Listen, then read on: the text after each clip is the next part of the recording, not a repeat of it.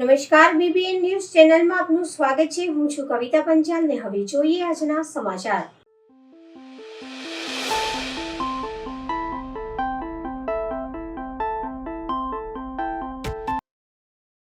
દર વર્ષની જેમ આ વર્ષે પણ ચોમાસાની શરૂઆત પૂર્વે આજવા સરોવર ખાતે વડોદરા મહાનગરપાલિકા દ્વારા ભગવાન શ્રી સત્યનારાયણની કથાનું પૂજનનું આયોજન કરવામાં આવ્યું હતું. હાલમાં એક તરફ દક્ષિણ ભારતમાં ચોમાસાની વિધિવત શરૂઆત થઈ ચૂકી છે અને 2-4 દિવસમાં ચોમાસું મહારાષ્ટ્ર અને ત્યારબાદ ગુજરાતમાં આવી જશે, ત્યારે વર્ષોની પ્રણાલી મુજબ વડોદરા મહાનગરપાલિકાના શહેરી જીવાદોરી સમાન પાણી પૂરું પાડતા આજવા સરોવરમાં ચોમાસામાં પૂરતું પાણી આવે તેમજ વરસાદ સારો રહે, અતિવૃષ્ટિ કે પૂર જેવી કોઈ કુદરતી આફતો શહેરમાં ન આવે તે માટે ભગવાન સત્યનારાયણની કથા પૂજનનું આયોજન કરવામાં આવતું હોય છે. ભગવાન સત્યનારાયણને પ્રાર્થના કરવામાં આવતી હોય છે.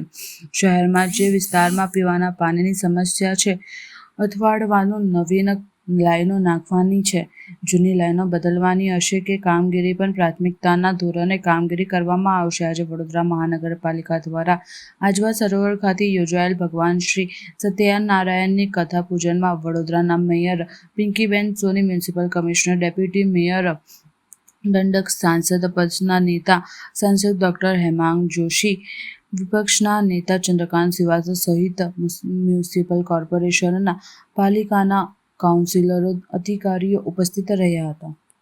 જે પ્રકારે દક્ષિણ ભારતમાં ચોમાસાએ વિધિવત રીતે દસ્તક દીધી છે, 1-2 દિવસમાં મહારાષ્ટ્રમાં પણ ચોમાસું જ્યારે પ્રવેશવા જઈ રહ્યું છે, ત્યારે વર્ષોની પ્રણાલિકા મુજબ આજવા સરોવર ખાતે વડોદરા મહાનગર દ્વારા સત્યનારાયણ ભગવાનની કથાનું આયોજન થતું હોય છે. આ કથામાં ભગવાનને પ્રાર્થના કરવામાં આવતી હોય છે કે આ વખતનો જે ચોમાસું હોય એ વડોદરા માટે લાભદાયી નીવડે. આ ચોમાસાના માધ્યમથી જ્યારે આજવા સરોવર વડોદરાની જીવાદોરી હોય, ત્યારે આ જીવાદોરી સમી જે આજવા સરોવરના પાણીથી તમામ વડોદરાના લોકોની તકલીફો દૂર થાય અને કોઈપણ પ્રકારની અતિવૃષ્ટિથી વડોદરાના લોકોને કોઈ પ્રકારનું કુદરતી આફતનો સામનો ના કરવો પડે.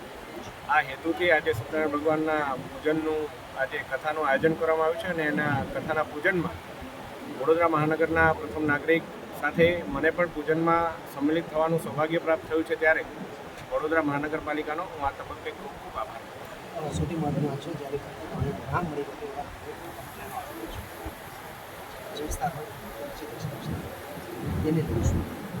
હું માનું છું કે વડોદરા મહાનગરપાલિકામાં એના અંતર્ગત સરકારશ્રીના મદદથી ઘણી એવી પાણીને લગતી પરિયોજનાઓ ઉપર કામ અત્યારે ચાલી રહ્યું છે અને 1-2 વર્ષની અંદર જ્યારે પાણીની પરિયોજનાઓનું કામ પૂર્ણ થશે, ત્યારે આ તમામ વિસ્તારમાં પૂરતું પાણી, સ્વચ્છ પાણી અને સ્વસ્થ પાણી મળે એ માટેના પ્રયાસ મહાનગરપાલિકા દ્વારા કરવામાં આવી રહ્યા છે અને તમામ ચૂંટાયેલા પ્રતિનિધિઓ પણ એ બાબતે ચિંતિત પણ છે અને વખત અમે એનો અહેવાલ પણ પ્રાપ્ત કરતા રહેતા.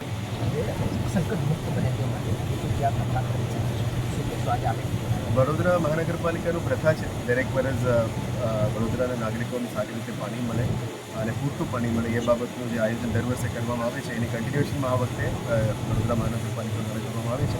એવા અંદર થતા ચાલી રહે છે, પદાધિકારી બધા જોડેલા છે. અમે ટેકનિકલ ટીમ્સ આવનારા દિવસોમાં વડોદરાને પાણી કેવી રીતે એકચ્યુઅલ મળી શકાય એના બાબતમાં 150 ml પાણી બાય ડિસેમ્બર સુધી એનું લાવવા માટે આગળનું કામગીરી અમે શરૂ કરવામાં આવી છે. Limited to water treatment plant raw water treat કરીને ટ્રીટેડ વોટર આપવા માટે પણ કામગીરી ચાલુ છે. બાય અરાઉન્ડ ઓક્ટોબર-નવેમ્બર આ કામ પૂરું કરવા માટે અમે લગભગ 2-3 વિઝિટ પણ કર્યા છે. અમે ઈચ્છીએ છીએ કે બાય ડિસેમ્બર સુધી આ કામ પૂરું થઈ જાય, કદાચ વહેલા પણ પૂરું થઈ જાય અને આવા પોન્ટૂન્સને પણ સ્ટડી પ્લેટફોર્મ આપવા માટે ઓલી બાજુ પ્લેટફોર્મની કામગીરી શરૂ થઈ ગઈ છે. રૂલ લેવલ 214 અમે મેન્ટેન કરવાનો પ્રયત્ન કરીશું અને આમાં પણ ઓવરફ્લો થાય એને કેવી રીતે ડિવોટર કરી શકે એના બાબતમાં પણ અત્યારે ચર્ચા ચાલી રહ્યા છે. આવનારા દિવસોમાં વી આર પ્લાનિંગ કે બોટ્સ દ્વારા પણ જે જગ્યામાં અમે ડિવોટર કરી શકાય, અદરવાઇઝ ઓલ્ડ લેવલ મેન્ટેન કરી શકાય, ક્યાં મૂકી શકે એ બાબતમાં બોટમાં પણ નિરીક્ષણ કરવાના છે અને અપર સ્ત્રોતમાં જે ઇરિગેશન દ્વારા ચેકડેમ્સ બનાવવા માટે છે એમાં પણ કેવી રીતે અમે નાનું કામ કરીને પાણીનું ફ્લોને સ્લો કરી શકાય, ઓછું કરી શકાય એ બાબતનું પણ ચર્ચા ચાલી રહી છે. આશા રાખીએ કે વડોદરાના નાગરિકો માટે પીવાનું પાણી પૂરતું મળે અને પબ્લિક યુઝ માટે પાણી મળે, પણ ફ્લડ મિટિગેશન મેશર્સ આના કરતાં સારું કામ થાય અને ફ્લડ મિટિગેશન મેશર્સમાં અત્યારે બંને બાજુ એ ઓપોઝિટ છે, પણ બંને કામ સારી રીતે થાય એ માટે ચર્ચા કરી રહ્યા છે. વડોદરા સિટીની અંદર જે નીચલા ભાગોમાં જે પાણી ભરાય છે દર વખતે એ બાબતમાં પણ લગભગ 18-19 એરિયાઝ અમે આઈડેન્ટિફાઈ કરી રહ્યા છે. મીડિયાના મિત્રો પણ મને સૂચ્યું છે. આ જગ્યાઓમાં કેવી રીતે વધારે ડ્રેનેજ નિકાલ ખાસ સફાઈનું કામ થઈ શકે એના ઉપર પણ ભારે મૂકવાનું છે આવનારા 1 અઠવાડિયામાં. તમે આવે ત્યારથી જોયું હશે કે મોરડિયાના અનેક વિસ્તારોમાં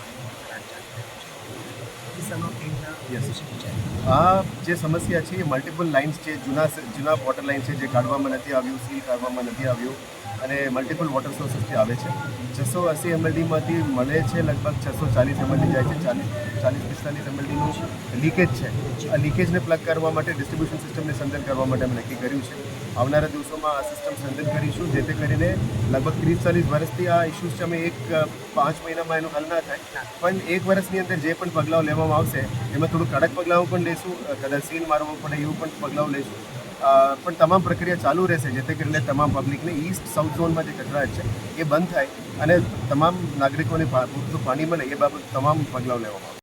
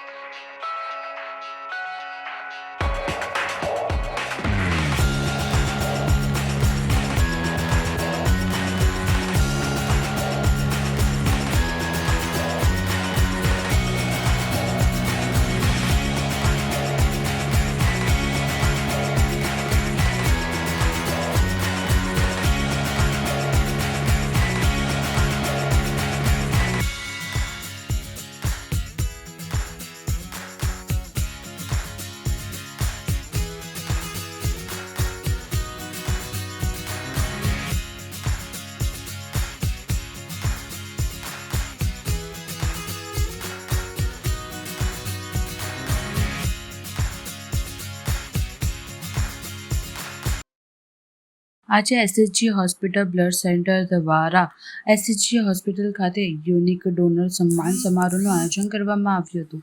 આજે એસએચજી હોસ્પિટલ ખાતે અને એસએચજી હોસ્પિટલ દ્વારા જે લોકો 100 વખત બ્લડ ડોનેટ કર્યું હોય તેવા લોકો તેમજ ડિફરન્ટલી એબલ જે લોકો પોતે ડિફરન્ટલી એબલ છે છતાંય બ્લડ ડોનેટ કરે છે તેવા 15 લોકોનું સન્માન કરવામાં આવ્યું હતું.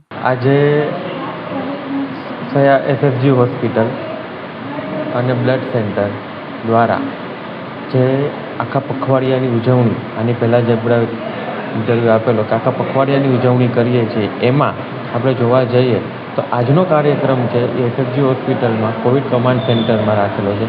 એમાં શું છે કે જે યુનિક ડોનરો છે, ખાલી ડોનરની વાત છે, ડોનરના જે આયોજક રક્તદાતાના કેમ્પ કરે છે બ્લડ ડોનેશનના એનું તો આપણે અલગથી જ કરવાના છીએ, પણ જે આજે જે યુનિક ડોનરો માની લો કે સેન્ચુરિયન કે 100 વખત ડોનેશન આપેલું છે, ડિફરન્ટલી એબલ પોતે ડિફરન્ટલી એબલ છે છતાં પણ ડોનેશન આપે છે.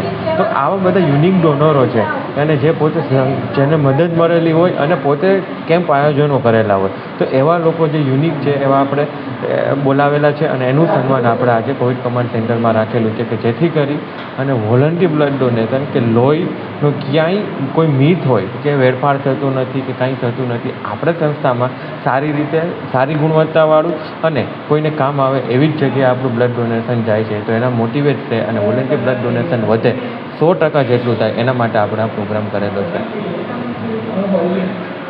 હા, doctor Sumit ભરડવા, assistant professor SHG hospital અને બરોડા મેડિકલ કોલેજ વડોદરા.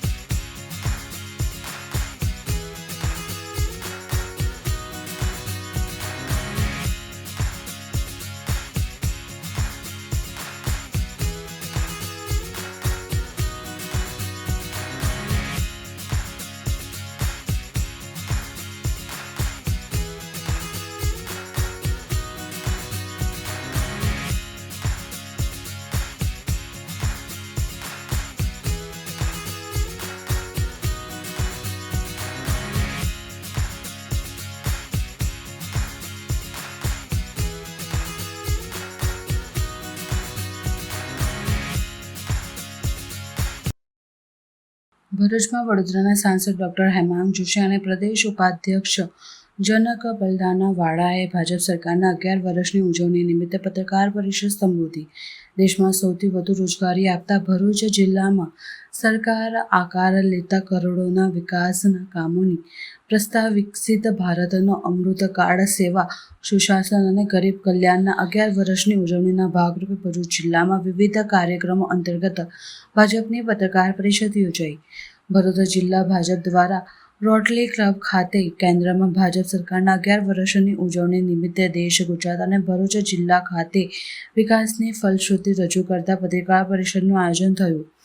ભાજપ સરકારના તમામ ક્ષેત્રે વિકાસના 11 વર્ષની કામગીરીને વડોદરાના સાંસદ ડોક્ટર હેમાંગ જોશી, પ્રદેશ ઉપાધ્યક્ષ જનકભાઈ બલદાનાવાળાએ પત્રકારો સમક્ષ રજૂ કરી. કેન્દ્રમાં પ્રધાનમંત્રી નરેન્દ્ર મોદીના નેતૃત્વમાં ભારતીય જનતા પાર્ટીની સરકારે પૂર્ણ કરેલા 11 વર્ષોમાં દેશમાં આતંકિક, ગ્રામ્ય સુરક્ષા, આર્થિક ક્ષેત્રે ગતિવિધિઓ, આત્મનિર્ભરતા તમામ ક્ષેત્રે વિકાસના ચિતાર સારતા સાંસદ ડોક્ટર હેમાંગ જોશીએ આપ્યો હતો. ગુજરાત સામે દેશમાં સૌથી વધુ રોજગારી આપતા ભરૂચ જિલ્લામાં પણ હાલ હજારો કરોડોના કાર્યરત પ્રોજેક્ટો અંગે માહિતી અપાઈ હતી, જેમાં Bharuch barrage, freight corridor, Delhi Mumbai expressway, bullet train project, Bharuch Dahej express way, એરપોર્ટની જાણકારી મીડિયા સમક્ષ રજૂ કરી હતી. પત્રકાર પરિષદમાં જિલ્લા ભાજપ પ્રમુખ પ્રશાંત મોદી, જિલ્લા પ્રભારી અશોક પટેલ, જંબુસર ધારાસભ્ય ડી.કે. સ્વામી, મહામંત્રી નીરમ પટેલ, ફતેહસિંહ ગોહિલ, પૂર્વ મંત્રી ખુમારસિંહ વાસિયા, સંયોજક દિવેશ પટેલ, પ્રતીક્ષાબેન પરમાર, રશ્મિ પંડ્યા સહિત પત્રકાર ઉપસ્થિત રહ્યા હતા. આજે માનનીય વડાપ્રધાન શ્રી નરેન્દ્રભાઈ મોદીજીના સેવા, સુશાસન અને ગરીબ કલ્યાણના જે 11 વર્ષ પૂર્ણ થયા છે એ બાબતેની પત્રકાર પરિષદમાં આજે ભરૂચ જિલ્લા ખાતે મારે ઉપસ્થિત રહેવાનું થયું છે. અમારા સાથે અમારા પ્રદેશના ઉપાધ્યક્ષ આદરણીય જનકભાઈ, સંગઠનના પ્રમુખશ્રી, માનનીય ધારાસભ્યશ્રીઓ અને તમામ લોકો સાથે મળી અને મોદી સાહેબના છેલ્લા 11 વર્ષની અંદર કયા પ્રકારે એમણે રિફોર્મ્સ નહીં પરંતુ ટ્રાન્સફોર્મ પર એમણે હંમેશા ધ્યાન કેન્દ્રિત કર્યું છે અને નાના જે સુધારાઓ છે એને લઈને મોટા વિઝન માટેના જે તૈયારી એમણે કરી છે. આ જે કાળ છે 75 વર્ષથી 100 વર્ષનો, એ આઝાદીનો અમૃતકાળ છે અને અમૃતકાળની અંદર વિકાસની નવી ઊંચાઈઓ તરફ લઈ જવા માટે ગુજરાત રાજ્ય પણ કઈ રીતે સુદૃઢ બન્યું છે અને દેશની અંદર પછી દેશની આર્થિક પરિસ્થિતિ હોય, દેશની આંતરિક સુરક્ષા હોય, દેશની બહારી સુરક્ષાને લઈને કોઈ પ્રકારના ખતરાઓ હોય અને દેશ કયા પ્રકારે વૈશ્વિક રીતે પોતાની છાપ છોડી રહ્યું છે, આ તમામ બાબતે તમામ પત્રકાર મિત્રો સાથે પણ વાર્તાલાપ થયો છે. સાથે સાથે પત્રકાર મિત્રોએ જે ભરૂચ જિલ્લો છે એને લઈને પણ ઘણા વિકાસના મુદ્દાઓ વિશે જે ચર્ચા કરી છે, જે અમારું ધ્યાન દોર્યું છે, એ બાબતે પણ યોગ્ય સ્તરે રજૂઆત થાય અને ભરૂચ જિલ્લો પણ વિકસિત ભરૂચથી વિકસિત ગુજરાત અને વિકસિત ગુજરાતથી વિકસિત ભારત તરફ આગળ વધવા માટે સૌને મદદ કરે, એ બાબતે અમે સૌ પ્રયત્નશીલ રહીશું. હેમાંગભાઈ, ખાસ કરીને જોવામાં આવે આજના કાર્યક્રમનું શીર્ષક છે સેવા, સુશાસન, ગરીબ કલ્યાણ. મનરેગા કૌભાંડ ક્યાંક ને ક્યાંક ત્રણ બાબતોને સ્પર્શતું છે અને ભરૂચમાં એની કાળી ઠંડી લાગી છે. તમે શું કહેશો કે આ મામલાની તપાસ કયા સ્તર સુધી જવી જોઈએ અને તેમાં શું પરિણામ આવશે? મને ચોક્કસપણે વિશ્વાસ છે અમારા મૃદુ તથા મક્કમ માનનીય મુખ્યમંત્રી શ્રી ભૂપેન્દ્રભાઈ પટેલ ઉપર અને એમની સરકાર ઉપર કે ક્યારે પણ કોઈ પણ પ્રકારનો ભ્રષ્ટાચાર હોય, પછી એ નાનો હોય કે મોટો હોય, એનો સ્કેલ કોઈ પણ હોય, પરંતુ ભ્રષ્ટાચાર માટેનું ઝીરો ટોલરન્સ એ હંમેશા એમની કાર્યશૈલી રહી છે, એમની કાર્ય પદ્ધતિ રહી છે.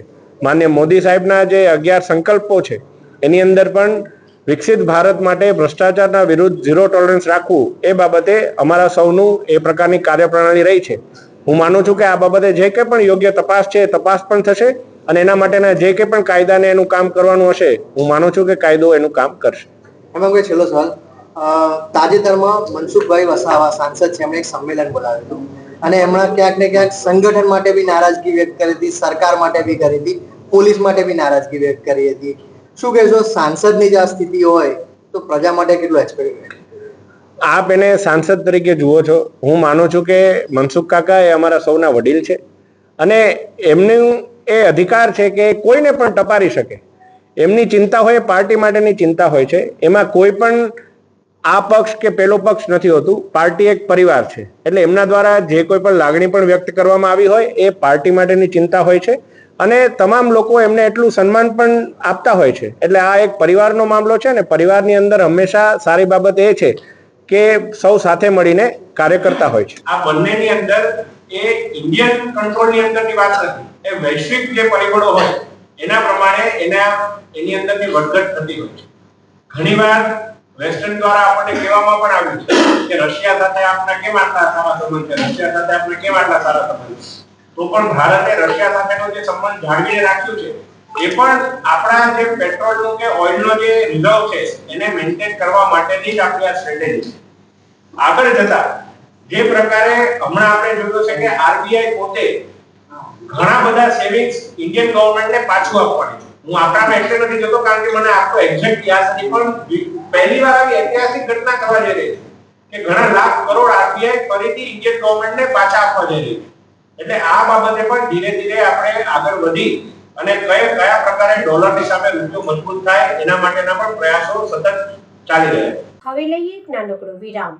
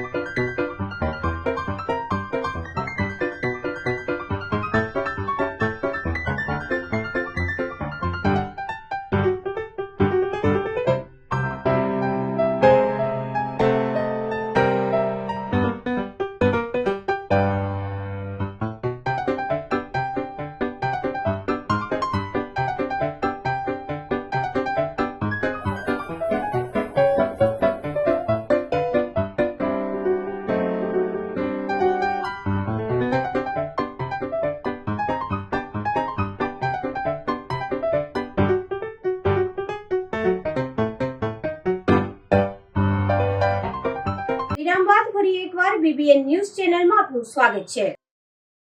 નાના ગામડાના વિદ્યાર્થીઓ પર મેટ્રો સિટી લેવલનો અભ્યાસ મળી રહે તે માટે ડભોઈમાં શ્રી સ્વામિનારાયણ ગુરુકુળનો પ્રારંભ. મુખ્યમંત્રી ભૂપેન્દ્રભાઈ પટેલ દ્વારા ડભોઈના શ્રી સ્વામિનારાયણ ગુરુકુળનો કરાયો ઉદ્ઘાટન. ડભોઈ સાધોદ માર્ગ પર રેલવે ઓવરબ્રિજ બાજુમાં શ્રી સ્વામિનારાયણ ગુરુકુળ પામ્યું છે નિર્માણ. ડભોઈના ધારાસભ્ય શૈલેષભાઈ મહેતા, છોટાઉદેપુર સંત જશુભાઈ રાઠવા, ભાવનગર પશ્ચિમના ધારાસભ્ય જીતુ વાઘાણી, ડભોઈ નગરપાલિકા પ્રમુખ દીપક શાહ સહિતના અગ્રણીઓ મહાનુભાવો ઉપસ્થિત રહ્યા. ગુરુકુળ નિર્માણના દીર્ઘદ્રષ્ટા અને સર્વજીત હિતાવહાની ભાવના ધરાવતા શ્રી કેપી સ્વામી તેમજ સ્વામિનારાયણ સંપ્રદાય સહિતના સંતો, મહંતો, અભિભાવકો મોટી સંખ્યામાં ઉદ્ઘાટન પ્રસંગોમાં હાજર રહ્યા હતા. મુખ્યમંત્રીએ પોતાના પ્રાસંગિક પ્રવચનમાં ઓપરેશન સિંધુની સફળતા માટે વડાપ્રધાનનું વિઝન તેમજ શૌર્ય દાખવનાર સેનાના જવાનોને અભિનંદન પાઠવ્યા હતા.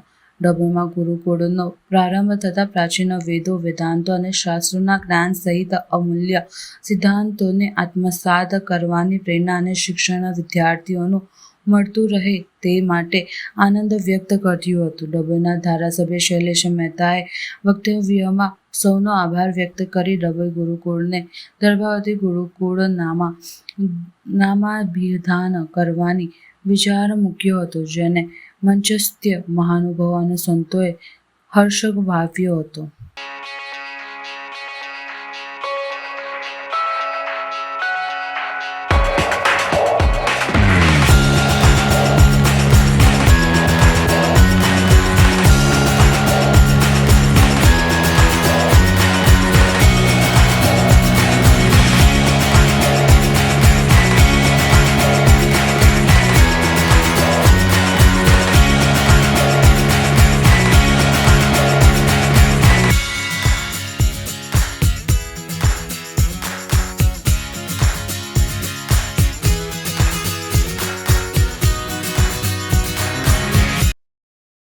અમદાવાદ એરપોર્ટ પર વિમાન ક્રેશ થયું. લંડનની ફ્લાઇટ ટેકઓફ સમયે ક્રેશ થવાની પ્રાથમિક માહિતી. અમદાવાદમાં પ્લેન ક્રેશ, ફાયર વિભાગે પ્રાથમિક જાણકારી આપી. એરપોર્ટ પર પ્લેન ક્રેશની ઘટના બની. ફાયર વિભાગ ઘટના સ્થળે જવા રવાના થયું.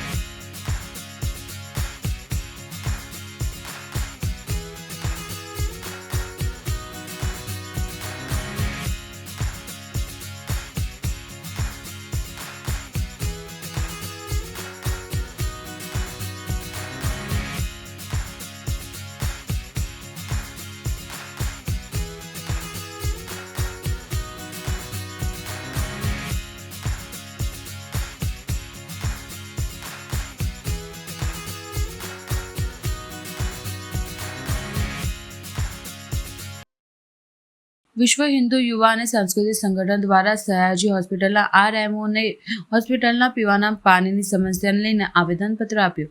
ઉનાળાની શરૂઆત થતાં જ પીવાના પાણીની સમસ્યા ઉદ્ભવતી હોય છે. વડોદરા શહેરમાં ગરમીના પ્રકોપના કારણે લોકો તહેમામ પુકારતા હોય છે અને ગરમી સામે રક્ષણ મેળવવા માટે ઠંડા પાણી પીતા હોય છે. ત્યારે વડોદરા શહેર સારી હોસ્પિટલ ખાતે પીવાના સમસ્યાને ઉદ્ભવી છે અને સયાજી હોસ્પિટલના સત્તાધીશો માત્ર એસીની કેબિનમાં બેસી વહીવટો ચલાવતા હોય છે. ત્યારે વડોદરા શહેરની મોટી ગણાતી હોસ્પિટલ ખાતે બહાર ગામથી મોટા પ્રમાણમાં દર્દીઓ આવતા હોય છે. ત્યારે દર્દીઓના સગા સંબંધીઓ પીવાના પાણીની સમસ્યા ઉદ્ભવતી હોય છે. ત્યારે વિશ્વ હિન્દુ યુવા અને સાંસ્કૃતિક સંગઠન દ્વારા સયાજી હોસ્પિટલ ખાતે વહેલી તકે પીવાના પાણીની સમસ્યા દૂર કરવા માટે આરએમઓને આવેદનપત્ર આપી રજૂઆત કરવામાં આવી હતી.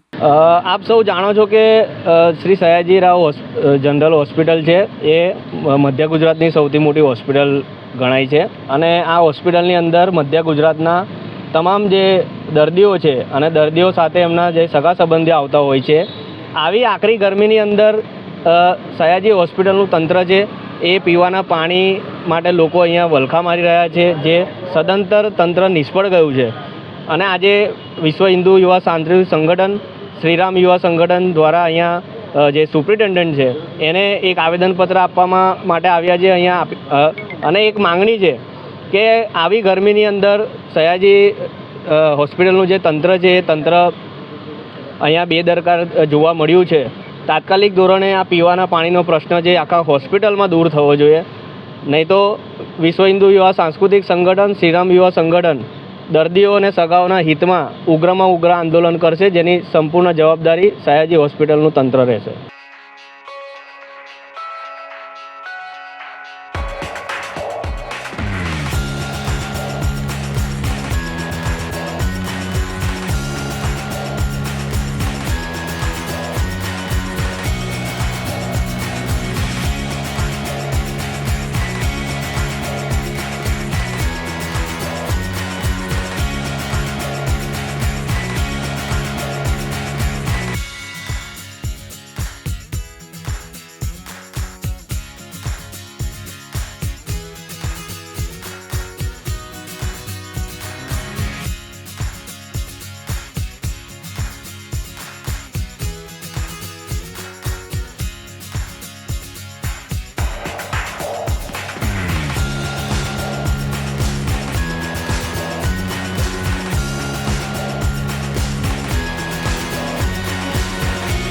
મળીશું આ સમયે આ ચેનલ પર. ત્યાં સુધી સમગ્ર BBN ન્યૂઝ ચેનલની ટીમને રજા આપશો. નમસ્કાર.